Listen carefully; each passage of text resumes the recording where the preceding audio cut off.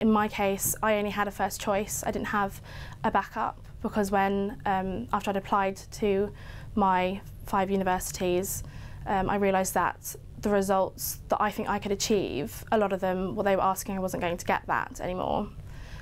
So I only had one first choice, which was Newcastle.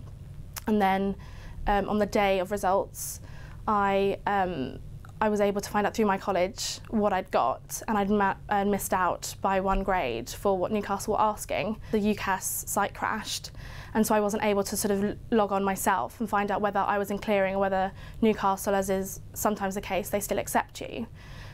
So I was sort of held, and I didn't know what was happening, and knew that there were people who were in clearing and were ringing up universities already and taking spaces, or didn't know whether I'd got in and it was all fine.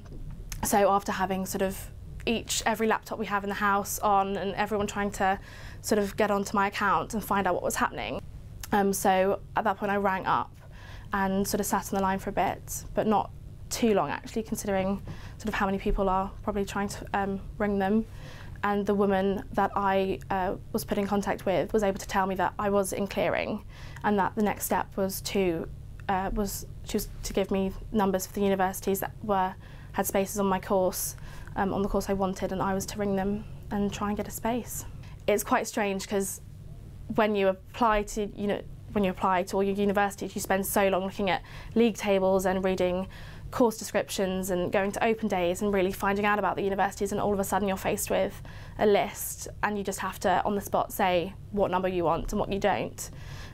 So she read through them and I picked out 4 or 5. I nearly didn't ask for Liverpool's number, and that was the last one I asked for.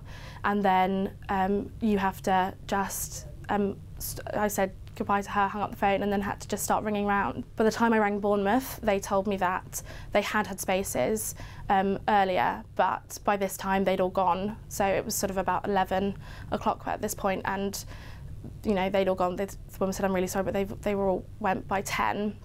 Didn't get through to one of them, and then got through to Liverpool. And you ring up, and I got through to someone first, and she just checked what grades I had, whether I met their requirements. And then when she said that was fine, she then put me through, and I actually spoke to the head of psychology, who again just double checked what my grades were and said yeah, they were happy to offer me a place and invited me to an open day. From the moment that the results are published and you find out, then the sort of people that haven't got in and spaces that are open, they're being taken.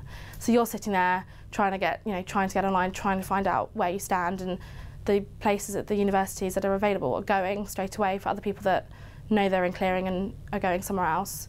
So that's hard, and it's also hard that like I said, you're asking for numbers of universities that you don't know necessarily anything about. Like, I'd not considered Liverpool at all. I didn't know anything about the university. I'd never been there. So it was kind of, luckily it all worked out, and I've had an amazing year and I've really enjoyed it.